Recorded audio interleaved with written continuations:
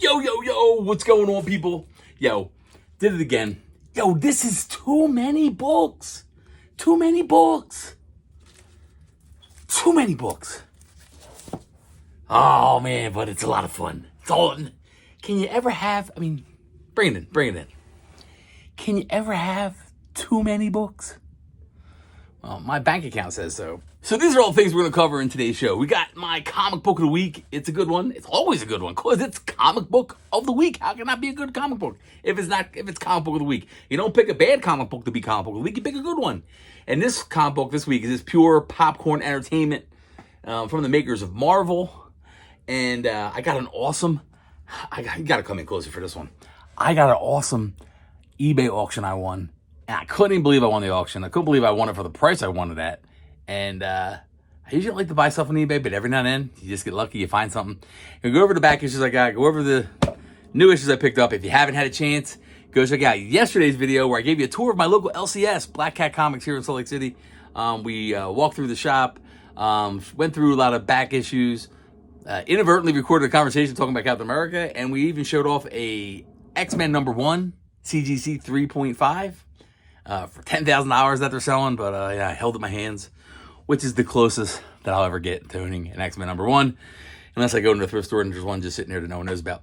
But that's never gonna happen. That is like a unicorn out there in the wild. But we're gonna go through the back issues, show the ones I got. I got a whole bunch of #1s in my ever lasting quest to get as many #1s as possible from different comic book runs. So stick around. It's Crazy Curt Comics. Man, talking comic books, it's always a good time. My bank account says, like I said, otherwise, but we're gonna have a good time. I'm Crazy Curt. Let's go! Why do I always yell every time? Do I need to yell? Yes, you need to yell. Let's go!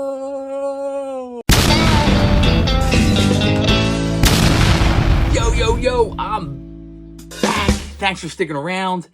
And before we get into anything, can we just take care of some business? Can we just hit the follow, subscribe button here on YouTube? I'm trying to grow the channel the best I can. And I need your help to do it. Even if one person will subscribe off of this video, it's well worth it. And if you haven't had a chance, check me out on some of the other platforms. Twitter, Facebook. My Facebook page is super low. So anybody that wants to follow me over on Facebook, and TikTok, is where I'm at most of the time, but all three platforms I post on them all the time. It's Crazy Curt Comics the same way on all the platforms, and I appreciate it if you give me a follow. So now that we got the business out of the way, let's get into these new books that I got this week.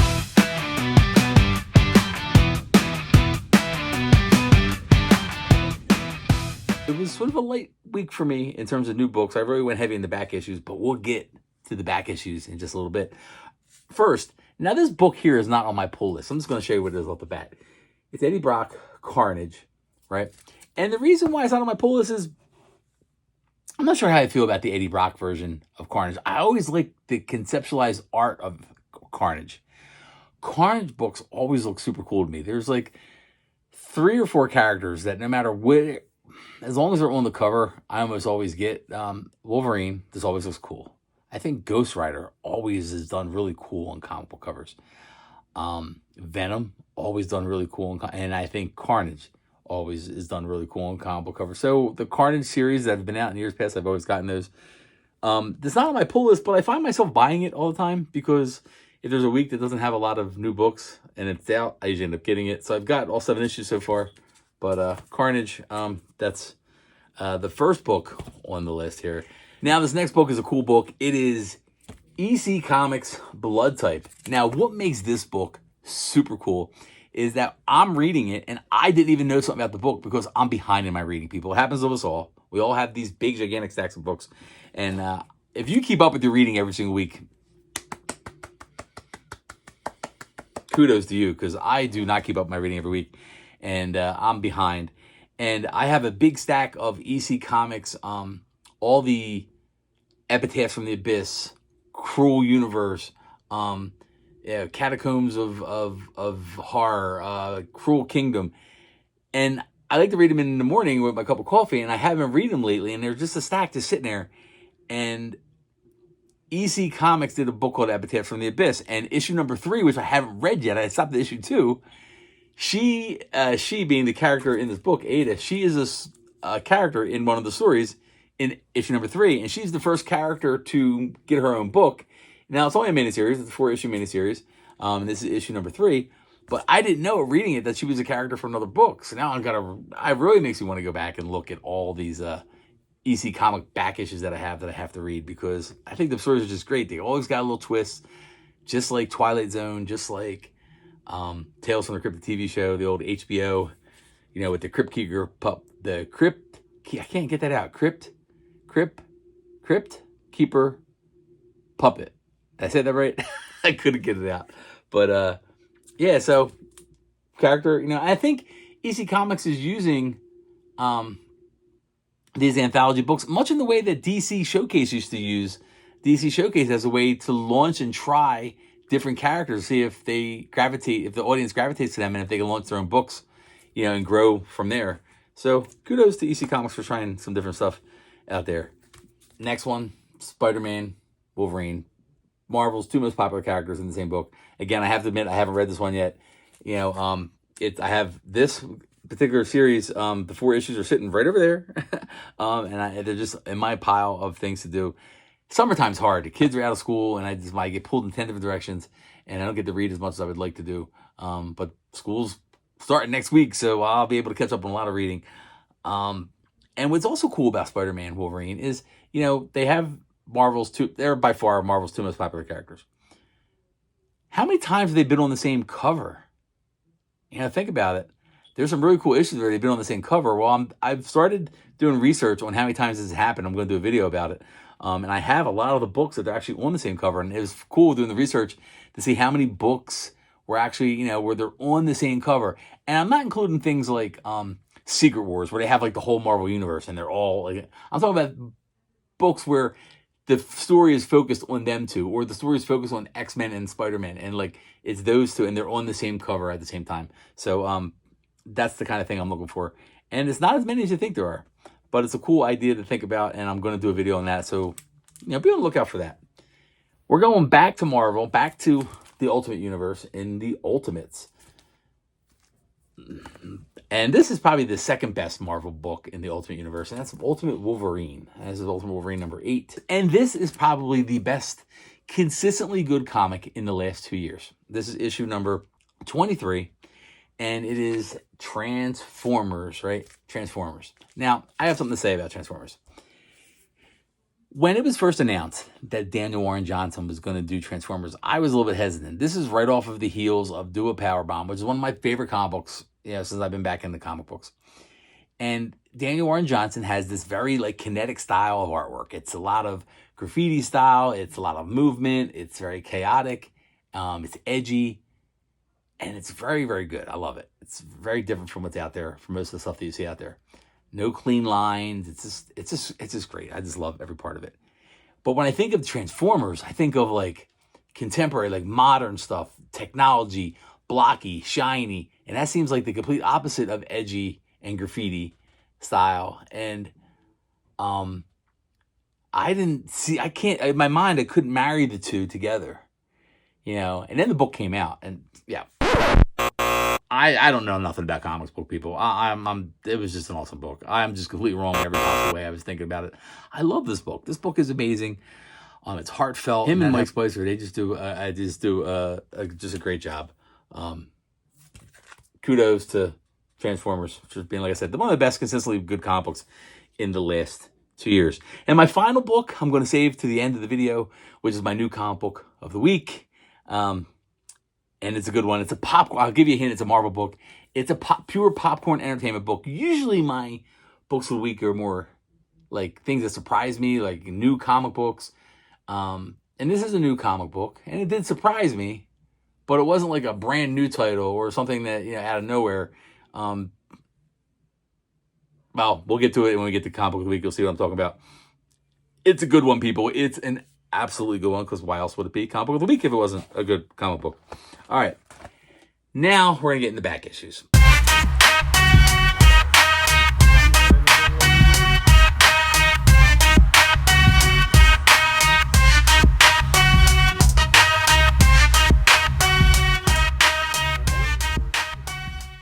I've mentioned before on the channel that I'm in the process of trying to go through and collect as many different number ones as possible. If there's a number one and it's cheap, I'm looking to get it. I'm not trying to get Silver Age number ones. I'm not trying to get Golden Age number ones. I mean, they'd be nice. Who wouldn't want a Golden Age, number one book? But number one books, characters we know, doesn't matter whether the series ran 17 issues, 64 issues, or 137 issues. If it's a number one issue and it's an ongoing title, I'm going to try to collect it. So when I go through the back issues, I'm always finding all kinds of stuff. So we're going to go through and show you the back issues that I got. Then at the end, I'm going to talk about a really awesome grail I got, unbelievable price. And we'll get to see that. All right, so we're going to start the back issues off on the mutant side of the Marvel Universe. In 2014, Mike Spurrier wrote a book, and it was the cover here is by Rick Ho Kim. It is X-Force number one. And basically, the X-Force is like a Navy SEAL hit squad for the mutant interests in Marvel Universe. Just like, Navy SEALs protect the interests of America. X-Force is like a squad they sent out to protect the interests of mutant kind in the Marvel Universe. And that's where this whole volume is. This is volume 4 of X-Force. And I was able to pick it up as number one issue. I don't have it, so I was able to pick that one up. And it's a good one. The artwork is a little interesting because it's got a lot of these like monochromatic kind of style. It's very in the sepias and color. And Cable's the big guy in this book. He leads the whole team. And it's a number one. Why not get it, right? It was cheap. Pick it up. I got a number one. All right. All right, we go from the mutant side of the Marvel Universe into the Spider-Verse side of the Marvel Universe with an adjacent Spider-Man book, Spider-Woman. All right. We got Jessica Drew, and she's pregnant. And that's kind of like the whole book, people. It's 2016. It ran for 17 issues. And it is, it's Dennis Hopeless and Javier Rodriguez did the cover artwork. And there's not much to tell. She's pregnant. She's a superhero. She's trying to deal with both things at the same time. And that's the whole basis of that particular title. This is volume 6 of Spider-Woman. There's been a lot of different volumes of Spider-Woman over the years. But that one is volume 6. So it's number one. Why not pick it up? All right, sticking with the Spider-Verse side of the Marvel Universe, we got another number one here. It is Ultimate Spider-Man number one, but it's volume 2, people, volume 2. And this one is written by Brian Michael Bendis, and the artwork was by Javier La Fuente. Now, it ran for 15 issues, then they changed to legacy numbering for Ultimate Spider-Man and went from 150 to 160. But, it's your typical Spider-Man book. It focused more on his life at school, home, side characters, things like that. But, for 15 issues, hey, is there such a thing as a bad Spider-Man book? Excluding a Zeb Wells. Is there anything bad about Spider-Man books in general? Then we got this one right here. All right, we're going to go from Spider-Man into more of the street level heroes here on the 616 Marvel Universe. We got Punisher, right? And this is Punisher 2016, all right? And they're written by Becky Cloonan, and the artwork was done by Jordi Belair. And in this one, we got your typical, straight up, just Punisher. Punisher, there is bad guys, there's criminals. He has a DEA agent that's hot on his trail trying to stop him. And that's this whole thing. Now, it ran for 17 issues. And then we did some renumbering to Legacy. It went from 218 to 228, and then it stopped before we went into another. There's so many different. I think there's 10 different volumes of Punisher right now. That's kind of crazy.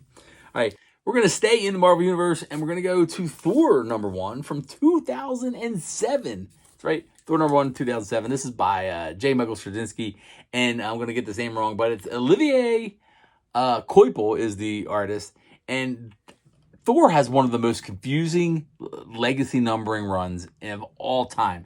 This particular one, it goes for 12 issues, right? Then it jumps to the original numbering for Thor goes from 600 to 621. Then it changes to Journey into Mystery, and then it changes. It goes on.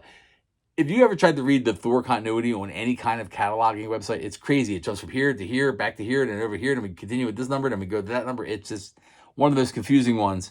So, but that's Thor 2007. What's cool about this series, this is where Thor rebuilds Asgard, and it's like a floating city over Oklahoma. Yeah, only in comic books can that sentence make sense. But that's what we have in that particular issue. Now, this next set of books, first of all, I always mention this comic book.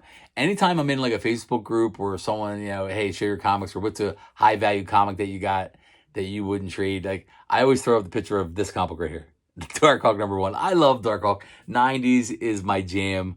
And often joked about Dark Hawk, but I have the that run up into the 20s, and I just realized I thought I had a lot more of the run than I actually did.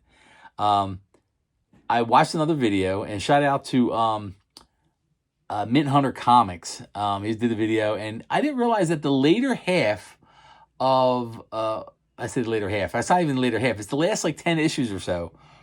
The print runs are really low on Dark Hawk, and they're harder to find. You don't find them that often. I thought I had a longer run of Dark Hawk than I did. I actually bailed out of Dark Hawk in the 20s, in the mid-20s. So I have like the whole second half of Dark Hawk. I think around the issue number 51.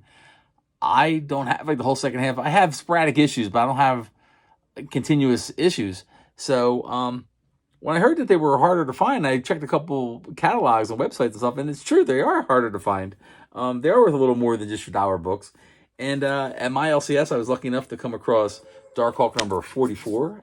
This is a cool cover, people. Dark Hawk, don't sleep on Dark Hawk. Got 44, we got 45, all right, we got 46, and we got 48, right? So I was able to pick up 4 issues out of the last 8 or so. So, now I have something else on my list of things. So picking up Dark Hawk issues and completing that run is on my to-do list in terms of comic books.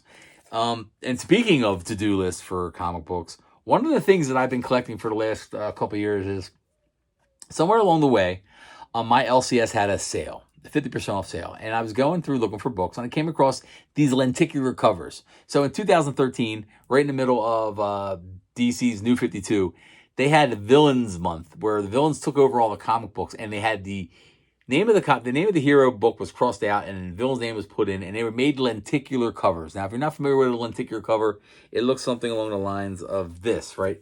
You take this comic book, right, and you shift it, and it looks like it's in 3D a little bit. It's harder to tell. Oh, right there, you can see it a little bit. And they did this with all the covers. Now, there's also a regular cover where it doesn't have lenticular. It's just the plain paper cover. And so they had 52 of these, and I started collecting them.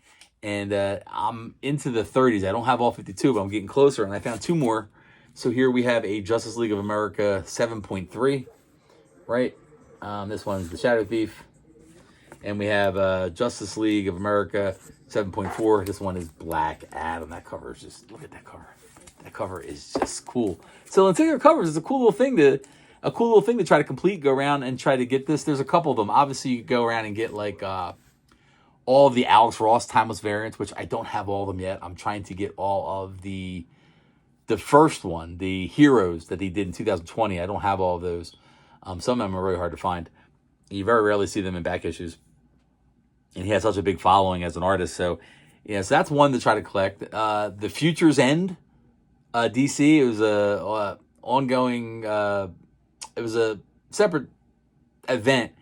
And they came out with like a hologram mini lenticular cover kind of a thing on all their covers. So that's another one to try to get. I think is there 40 or 50 of those that you can collect.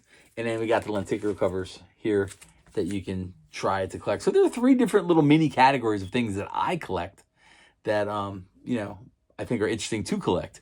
And it's fun when you're able to find them out in the wild. And that is all of the back issues that I have for this particular week, with the exception of one. And what is that one? Well, let's go find out.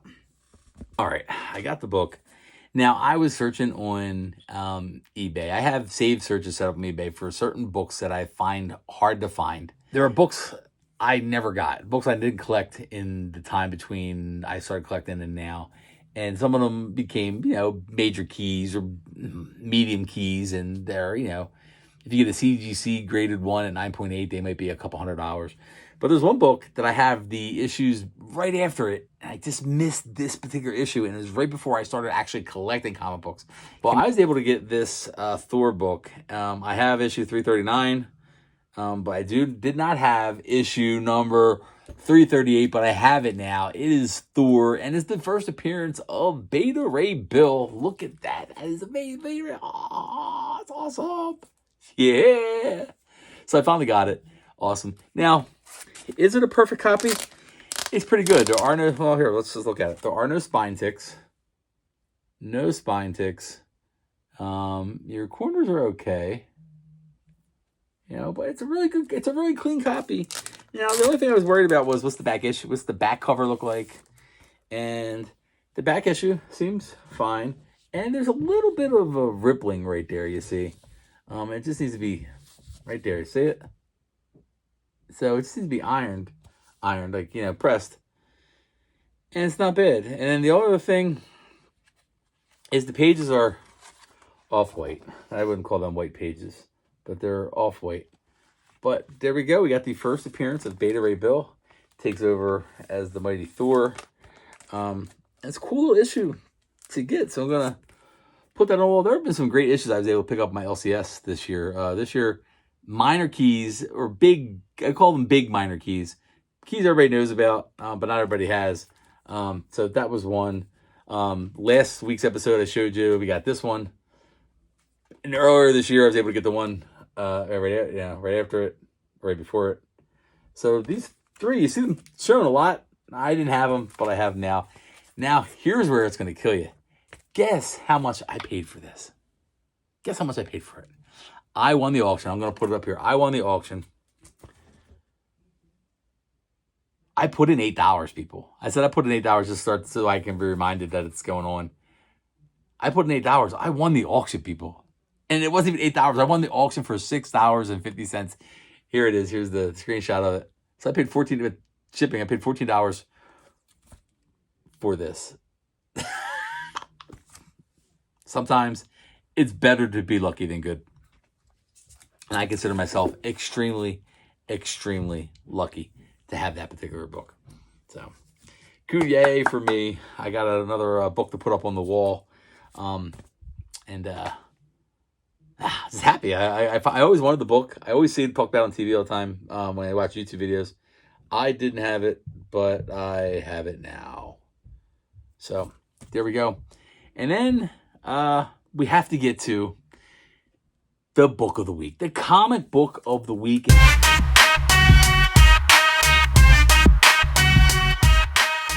The book of the week is Predator Kills the Marvel Universe. That's right. Predator Kills the Marvel Universe is the book of the week.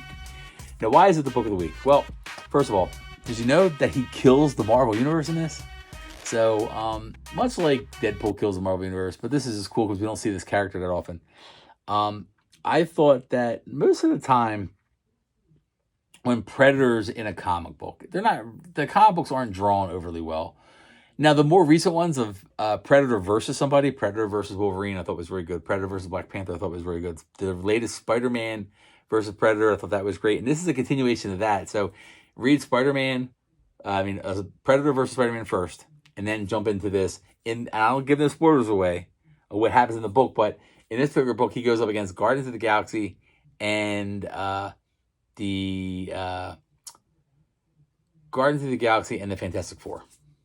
And next week, or the next book in issue 2, it's the Avengers and the X-Men. So Benjamin Percy wrote this. He's done Ghost Rider before. He's done the other Predator books, Predator versus Wolverine, Predator versus Black Panther. I just thought it was a lot. In the same way that Armageddon is a great entertainment popcorn flick, like Martin Scorsese's not going to go cinema, for Armageddon. We need a comic book equivalent of the Martin Scorsese cinema meme when we have books. Hey, this is not Alan Moore writing The Watchmen, but this is pure popcorn entertainment. You see, it's a lot of fun stuff. You want to see people go up against each other. You want to see crazy things happen. I love Predator. Maybe I'm a little biased. I love Predator. My son loves Predator. It's one of his favorite characters. So, Predator versus the Marvel Universe, or Kills the Marvel Universe. How could you not be excited about that? Now, on a side note, have you seen the animated Predator movie? This one right here, Killer of Killers. If you have, first of all, I gotta bring this one in a little bit. I am not a big fan of animated movies. All right. And I always think I'd rather see it live action.